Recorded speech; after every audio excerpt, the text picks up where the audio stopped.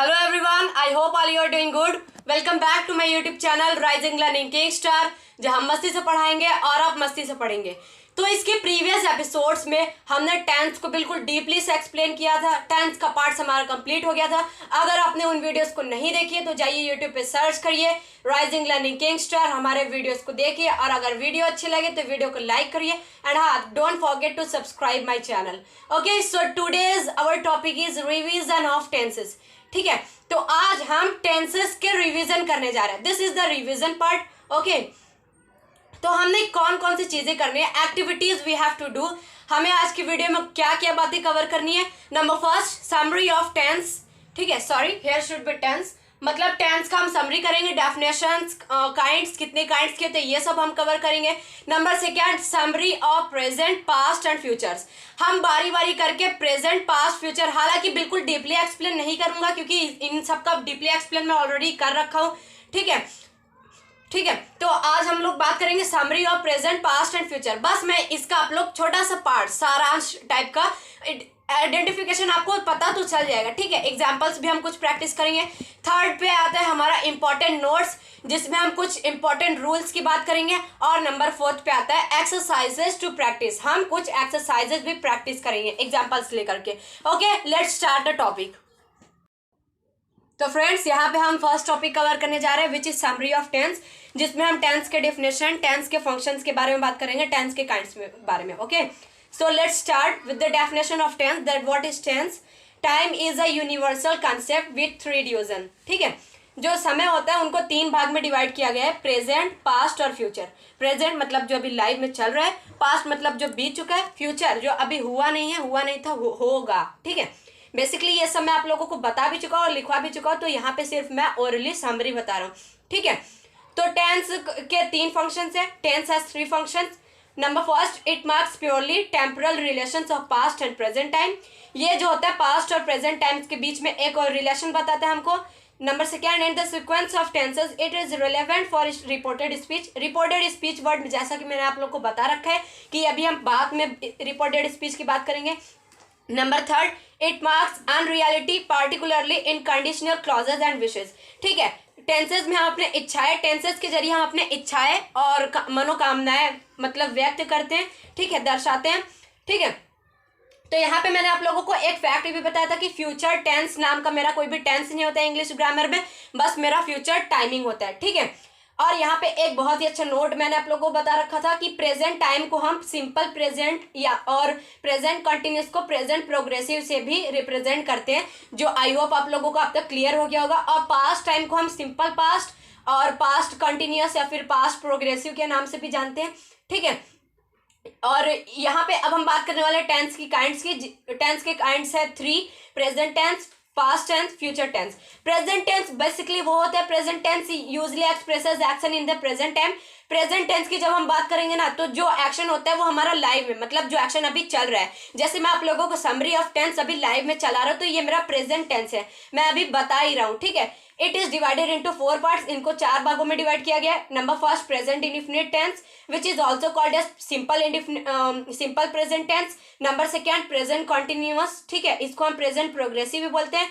Number third, present perfect tense and the last one is present perfect continuous tense. और दूसरा tense मेरा आता है पास्ट टेंस। पास्ट टेंस क्या होता है? Past tense usually expresses action in the past time.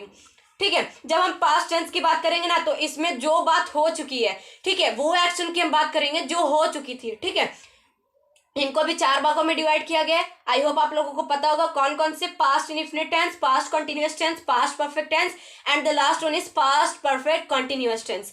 ठीक है, और नंबर थर्ड पे आता है मेरा फ्यूचर टेंस, जो कि मेरा स्पेशली कोई टेंस नहीं है, बल्कि वो मेरा एक टाइमिंग है। इंग्लिश ग्रामर में ये बोला गया कि फ्यूचर टेंस नाम का कोई भी टेंस नहीं होता है, बस ये मेरा एक टाइमिंग है। ठीक है, future tense usually expresses action in future time. Future tense जो होता है वो मतलब जो अभी एक्शन होता है वो अभी हुआ नहीं था या फिर हो नहीं रहा है, वो एक्शन अभी होगा। ठीक है, मतलब यहाँ पे हम फ्यूचर, भविष्य की बात करते हैं। ठीक है, it is also divided into 4 parts. इनको भी 4 भागों में डिवाइड किया गया। Number first, future indefinite tense. Number second, future continuous tense. Number third, future perfect tense. Number fourth, future perfect continuous tense. I hope आप लोगों को समझ में आ रहा होगा। ये सारी चीजें मैं आप लोगों को बता रखा हूँ, ठीक है। अब हम बात करेंगे कुछ यूजेस सिंपल प्रेजेंट टेंस का, हम किस चीजों के लिए यूज करते हैं, ठीक है।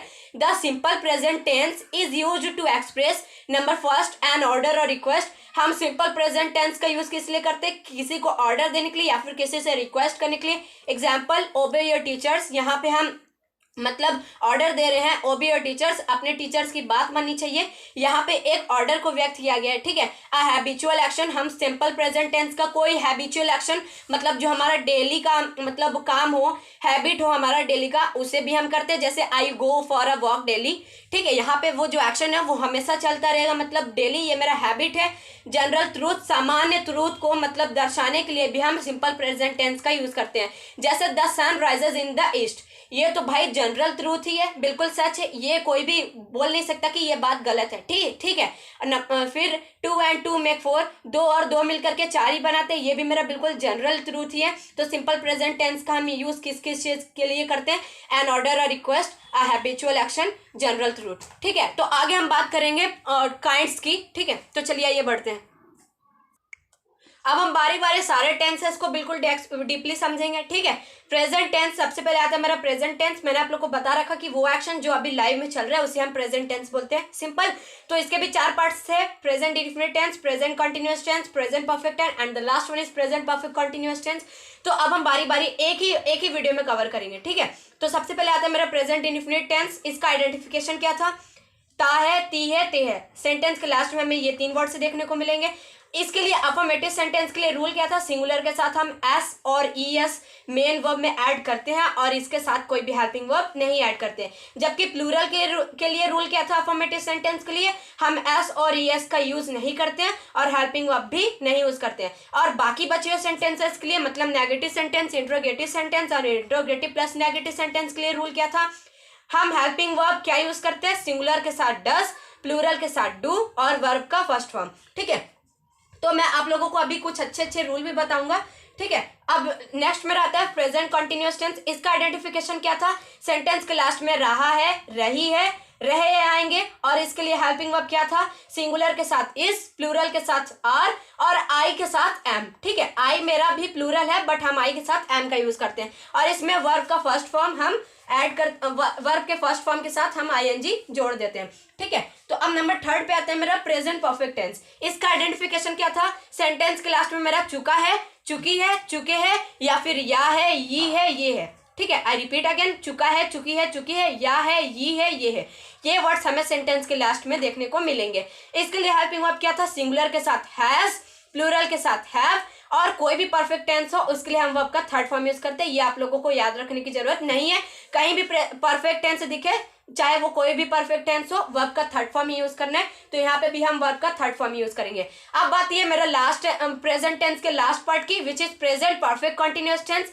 इसका आइडेंटिफिकेशन है रहा है, रही है, रहा है, ठीक है। अब ये मेरा प्रेजेंट कंटिन्यूअस टेंस का भी डेफिनेशन है बट इसमें और उसमें डिफरेंस क्या है कि हम इसके साथ टाइमिंग का भी ऐड करते हैं। मतलब रहा है, रही है, रहे सेंटेंस के लास्ट में तो आएंगे लेकिन हमारा लास्ट में टाइमिंग भी आएगा, उन सेंटेंसेस में हमें टाइमिंग भी देखने को मिलेंगे, ठीक है। और हेल्पिंग वर्ब हम सिंगुलर के साथ हैव बीन, प्लूरल के साथ हैव बीन यूज करते हैं और हम सिंस और फॉर का भी यूज मैंने आप लोग को बता रखा था कि सिंस हम कोई भी मतलब टाइमिंग हो, अगर उस टाइम का क्लियर हो रहा है, कंफर्म टाइम है तो वहां पे हम सिंस यूज करेंगे और अगर वहां पे टाइम का क्लियर नहीं है, अनकंफर्म टाइम है तो वहां पे हम फॉर यूज करेंगे, ठीक है। तो बेसिकली हम कॉन्टिन्यूअस टेंस में वर्ब का first form plus ING add करते हैं, ठीक है। तो चलिए ये बढ़ते हैं पास्ट टेंस की तरफ।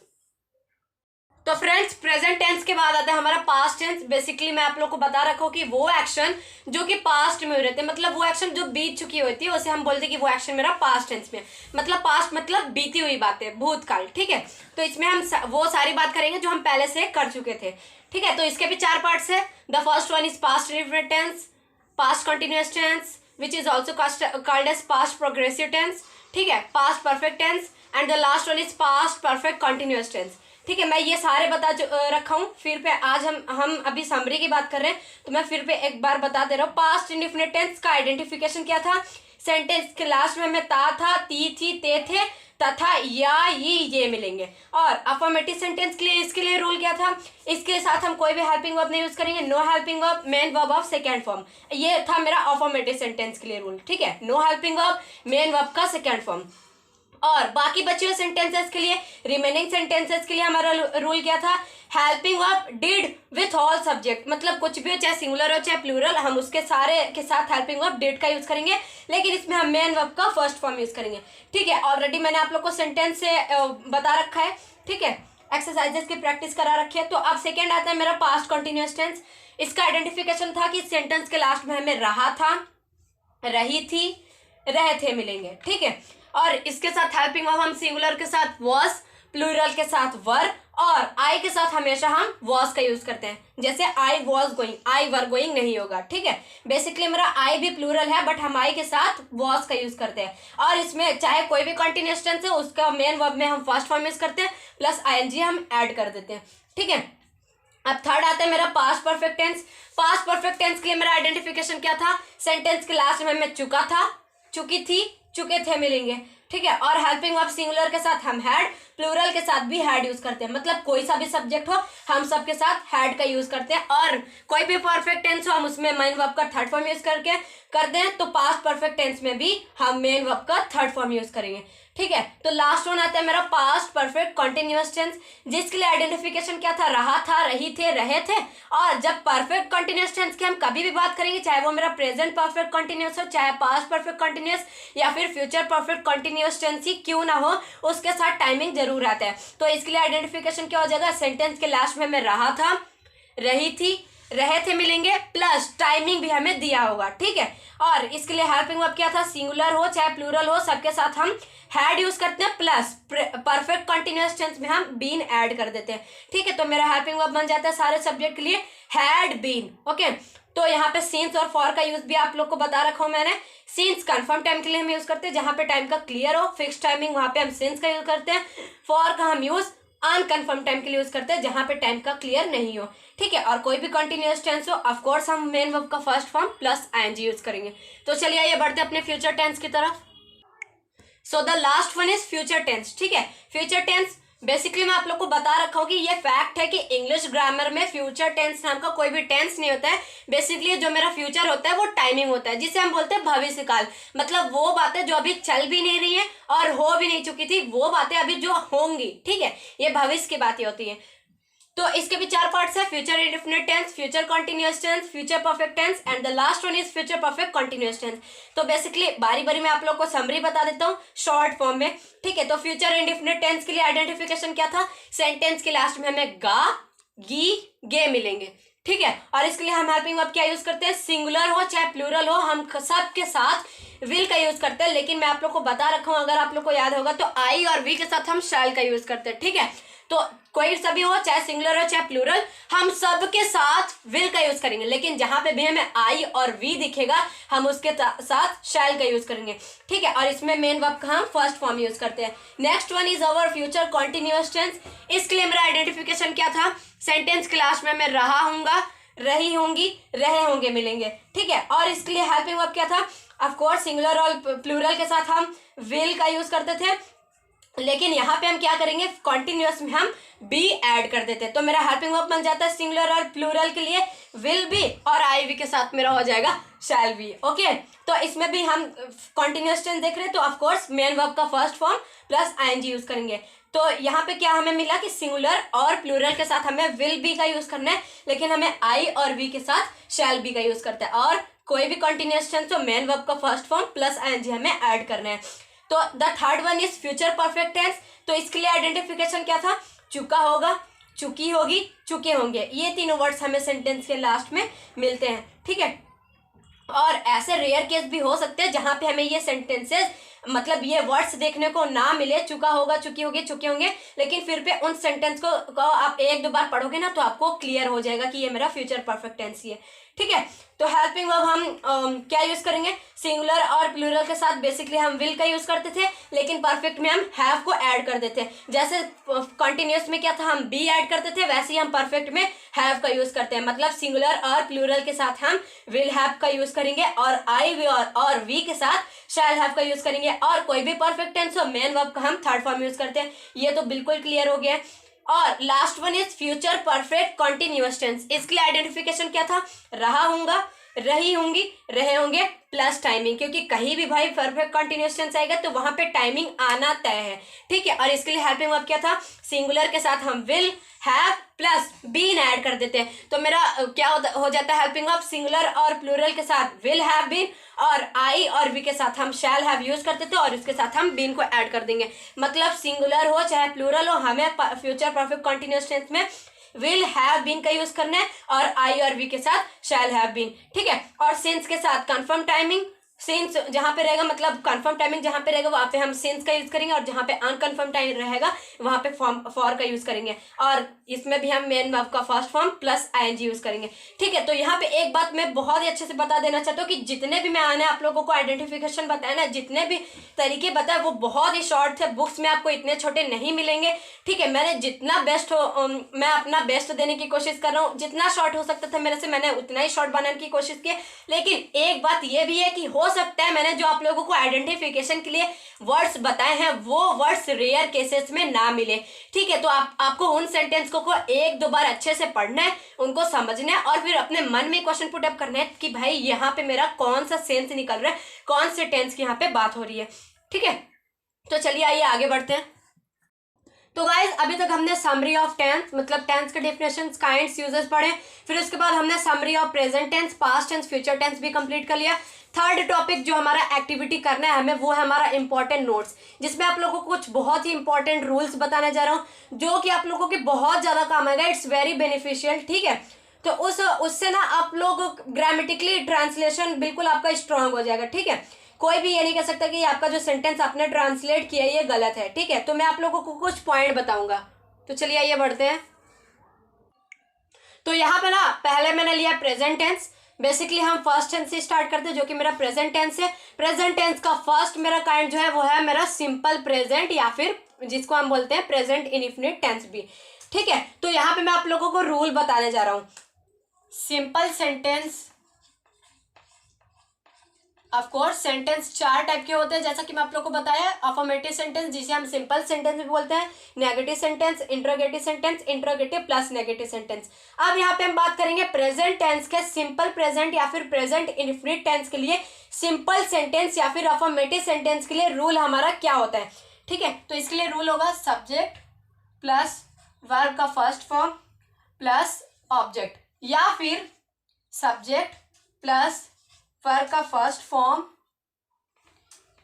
प्लस एस और ई एस प्लस ऑब्जेक्ट। ठीक है, तो यहाँ पे मैंने आप लोग को बता रखा था कि ये रूल मैं ऑलरेडी बता रखा हूँ, लेकिन मैंने नोट डाउन नहीं कराया था। अब मैं नोट डाउन करा रहा हूँ जो कि बहुत ही ज़्यादा यूजफुल है आप लोगों के लिए। ये आपको बहुत ही ज़्यादा हेल्पफुल करेगा। आप यहाँ पे मतलब आप लोग को अब सेंस मिल गया ना कि सब्जेक्ट आएगा, फिर उसके बाद वर्ब का फर्स्ट फॉर्म आएगा प्लस ऑब्जेक्ट, तो आपको कोई भी मिल जाएगा ना सेंटेंस, कोई भी सा सेंटेंस मिल जाएगा, तो आप उसको सब्जेक्ट की जगह पे सब्जेक्ट रख दो, फिर आएगा मेरा वर्ब का फर्स्ट फॉर्म, लास्ट में मेरा आएगा ऑब्जेक्ट। या फिर मतलब उसके लिए सिंगुलर और प्लूरल के लिए रूल था, इसलिए मैंने यहाँ पे और करके बताया। मतलब सिंगुलर के लिए यहाँ पे मेरा रूल ये है कि सब्जेक्ट प्लस वर्ब का फर्स्ट फॉर्म प्लस एस और यस प्लस ऑब्जेक्ट, और प्लूरल के लिए सब्जेक्ट प्लस वर्ब का फर्स्ट फॉर्म प्लस ऑब्जेक्ट। ठीक है, तो यही दोनों मेरा रूल है, where S stand for subject, V stand for verb and the last one O stand for object। ठीक है, तो चलिए आइए बढ़ते हैं। नेगेटिव सेंटेंस के लिए रूल क्या होता है वो देख लेते हैं। तो नेगेटिव सेंटेंस बढ़ने से पहले हम इसको वेरीफाई भी कर लेते हैं कि जो मैंने करेक्ट सीक्वेंस दिया है सिंपल सेंटेंस के लिए वो मेरा सही है या नहीं। ठीक है, my mother goes to temple daily. ठीक है, तो अब चेक कर लो, मेरा सबसे पहले सब्जेक्ट ही है जो कि है मेरा माई मदर, ठीक है। फिर वर्ब का मेरा फर्स्ट फॉर्म आया है और यहाँ पे मेरा माई मदर, मदर सिंगल है इसलिए मतलब सिंगुलर है, इसलिए मैंने यहाँ पे एस और ईएस वर्ब के साथ जोड़ा है, ठीक है। वर्ब का फर्स्ट फॉर्म यहाँ पे पहले मेरा आ गया और फिर प्लस में मैंने एस या फिर ईएस जोड़ा है, वो तो हमें सेंस से पता चल जाएगा कि हमें ऐसे जोड़ना है या फिर ईएस जोड़ना है, ठीक है। फिर उसके बाद मेरा लास्ट में आया है ऑब्जेक्ट टेम्पल। तो बिल्कुल मेरा वेरीफाई कर रहा है, मतलब जो ये हमने रूल लिखा है ना वो बिल्कुल सही है। तो चलिए आइए नेगेटिव सेंटेंस का देखते हैं। तो यहाँ पे अब हम बात करने वाले नेगेटिव सेंटेंस के लिए कि नेगेटिव सेंटेंस के लिए रूल क्या होता है। Negative sentence,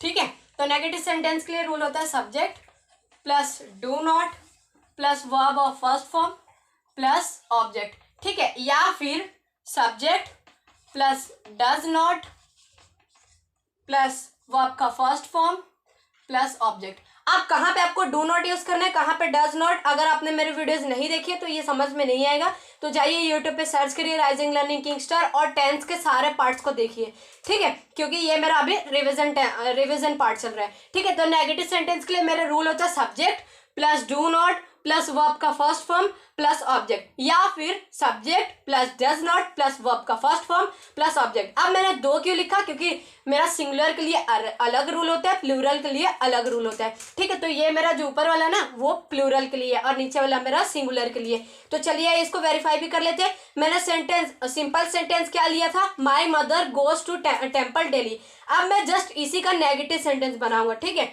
my mother,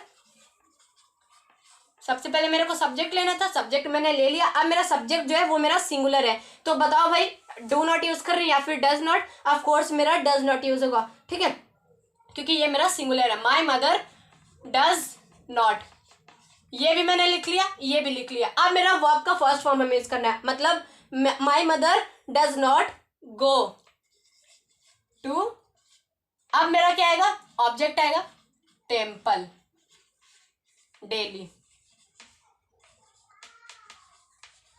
okay, ठीक है। तो मैंने सिंपल सेंटेंस के लिए क्या लिया था, my mother goes to temple daily. Just उसका नेगेटिव सेंटेंस क्या हो जाएगा, माई मदर, ठीक है। सबसे पहले मेरा आ गया सब्जेक्ट, फिर मेरा मैंने देखा कि ये मेरा सिंगुलर था इसलिए मैंने यहाँ पे डज नॉट यूज किया है, माई मदर डज नॉट। फिर मैंने वर्ब का फर्स्ट फॉर्म यूज किया गो, और मैंने एस या फिर ई एस इसलिए नहीं लगाया क्योंकि यहाँ पे मेरा डज नॉट के डायरेक्ट बाद आया वर्ब का फर्स्ट फॉर्म, ठीक है। लेकिन इसमें रूल नहीं है कि हमें एस और यस जोड़ना है। My mother does not go to, फिर आया मेरा लास्ट में ऑब्जेक्ट टेम्पल डेली, ठीक है। तो चलिए ये इंट्रोगेटिव सेंटेंस के लिए रूल देख लेते हैं। तो यहाँ पे अब इंट्रोगेटिव सेंटेंस की अब हम बात करेंगे। इंट्रोगेटिव सेंटेंस के लिए रूल क्या होता है, इंट्रोगेटिव सेंटेंस, ठीक है। सबसे पहले आता है मेरा do plus subject plus verb का फर्स्ट फॉर्म प्लस ऑब्जेक्ट, ठीक है। और फिर क्या आएगा मेरा, या फिर डज भी हो सकता है, does plus subject plus verb का फर्स्ट फॉर्म प्लस ऑब्जेक्ट, ठीक है। तो इसके लिए हम वेरीफाई करते हैं। अब मेरा क्या था, my mother goes to temple daily, ठीक है। अब इसी को अगर क्वेश्चन में पुटअप करना है तो सबसे पहले मेरा आ जाएगा डज। डज मैंने क्यों लिया, डू क्यों नहीं लिया, क्योंकि मेरा जो माई मदर है वो सिंगल है, ठीक है। डज योर मदर गो, ठीक है, डज आ गया मेरा, फिर मेरा सब्जेक्ट आ गया, फिर वर्ब का फर्स्ट फॉर्म हो गया, लास्ट में मेरा क्या आएगा, ऑब्जेक्ट आएगा, ठीक है। Does your mother go to temple, ठीक है, डेली।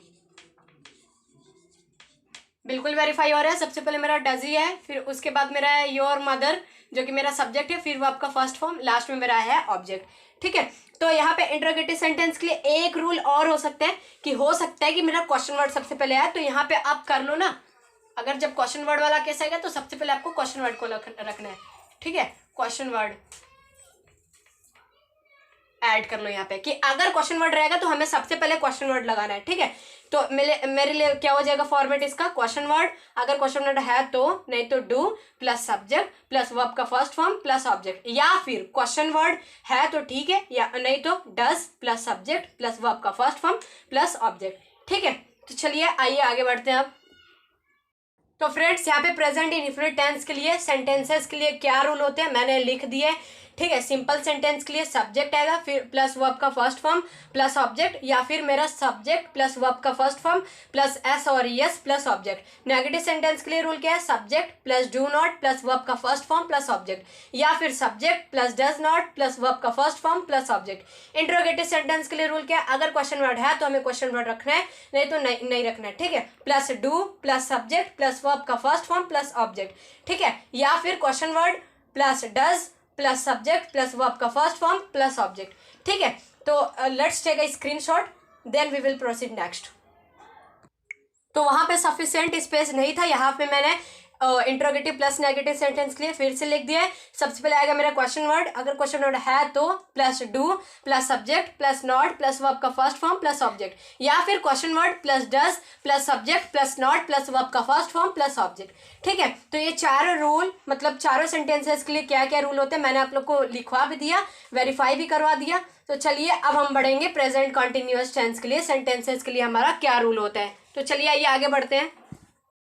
तो अब हम बात करने वाले प्रेजेंट कंटिन्यूअस टेंस के लिए सेंटेंसेस के लिए क्या रूल होते हैं, बारी बारी करके हम देखेंगे। सबसे पहले आता है मेरा सिंपल सेंटेंस, जिसे हम अफर्मेटिव सेंटेंस भी बोलते हैं, you all know very well. Simple sentence के लिए मेरा क्या रूल होता है, सब्जेक्ट प्लस इज या फिर एम या फिर आर प्लस वर्ब का first form plus ING plus object, ठीक है। तो सबसे पहले मेरा सब्जेक्ट आएगा, फिर आता है मेरा इज एम आर, तीनों में से कुछ भी आ सकता है। अगर मेरा सिंगुलर है तो इज, प्लूरल है तो आर, और अगर आई है भले ही वो प्लूरल है लेकिन हम आई के साथ एम यूज करेंगे, ठीक है। ये सब रूल मैंने आप लोग को अच्छे से बता रखा है, अगर आपने वीडियोस को नहीं देखी तो वीडियो को देखिए, ओके।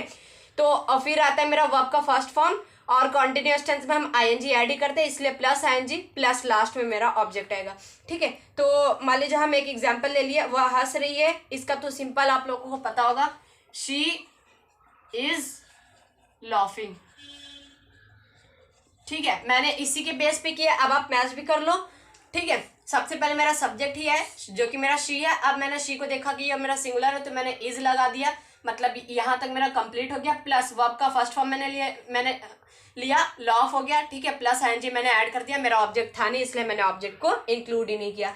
नेगेटिव सेंटेंस के लिए क्या रूल हो जाएगा, फॉर नेगेटिव सेंटेंस, ठीक है। नेगेटिव सेंटेंस के लिए रूल हो जाएगा subject plus is, sorry this is my S, subject plus is am are plus, अब आप नॉट का यूज करोगे, नॉट प्लस वर्ब का first form plus ING plus object, ठीक है। अब आप इसी को नेगेटिव सेंटेंस बना लो, शी इज लाफिंग, तो उसका प्रेजेंट कंटिन्यूअस टेंस के लिए इसका नेगेटिव सेंटेंस क्या हो जाएगा, शी इज नॉट लाफिंग, वह हंस रही है, वह नहीं हंस रही है, she is not laughing, okay. अब आप मैच कर लो कि मेरा वेरीफाई कर रहा है कि नहीं, सब्जेक्ट की जगह पे मेरा सब्जेक्ट ही है, फिर मेरा इज एम आर मैंने देखा कि सिंगुलर था इसलिए मैंने इज लिया, फिर उसके बाद प्लस मैंने नॉट लिया है तो मेरा नॉट इसके जस्ट बाद दिया है, प्लस वर्ब का फर्स्ट फॉर्म मैंने लाफ लिया है, प्लस एनजी मैंने ऐड कर दिया, ऑब्जेक्ट नहीं था इसलिए मैंने ऑब्जेक्ट को इंक्लूड नहीं किया, ठीक है। तो चलिए ये बढ़ते इंट्रोगेटिव सेंटेंस की तरफ। तो इंट्रोगेटिव सेंटेंस के लिए रूल क्या हो जाएगा, इज और एम और आर, क्योंकि इन तीनों में से मेरा कुछ भी आ सकता है जो कि हम सब्जेक्ट के अकॉर्डिंग लगाएंगे, प्लस जस्ट उसके बाद मेरा सब्जेक्ट आएगा, प्लस अब सब्जेक्ट के बाद हमें वर्ब का first form plus ING plus object, ठीक है। अगर मेरा क्वेश्चन वर्ड है तो हमें क्वेश्चन वर्ड को भी सबसे पहले रखना है, ठीक है।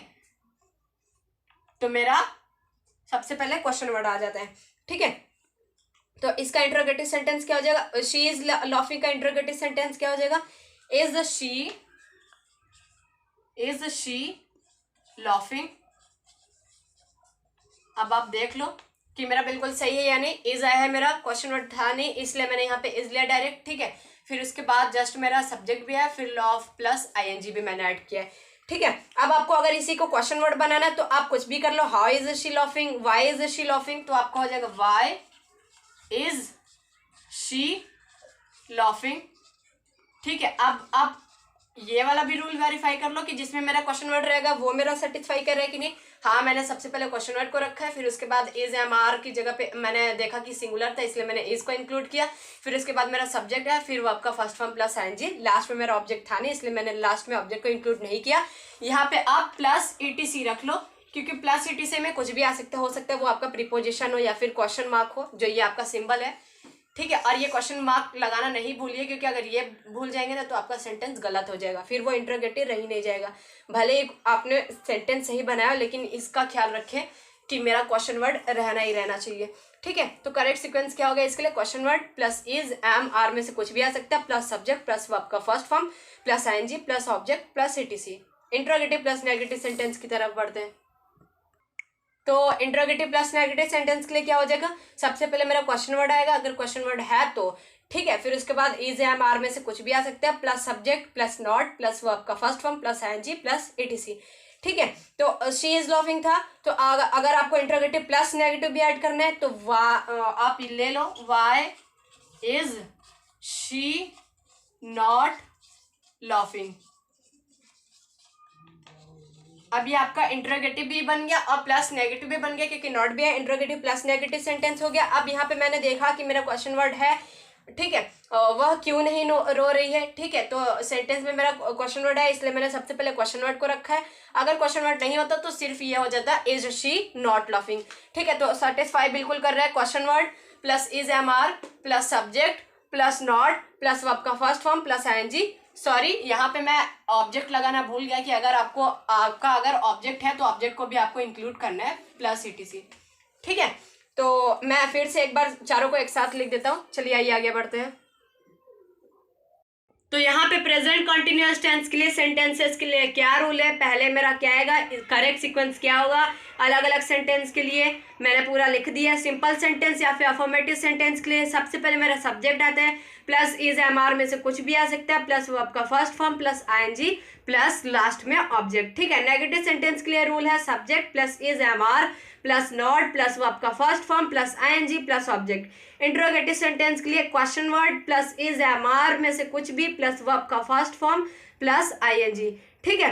तो अब बात करते हैं इंटरोगेटिव प्लस नेगेटिव सेंटेंस की। तो वहां पे सबसे पहले मेरा आएगा question word plus is am are plus subject plus not plus verb का first form plus ING plus object. Sorry, this is my S जो कि मेरा सब्जेक्ट है। तो इंटरोगेटिव सेंटेंस के लिए मैंने शायद गलत रूल बोल दिया, question word plus is am are plus subject plus verb का first form plus ING plus object, ठीक है।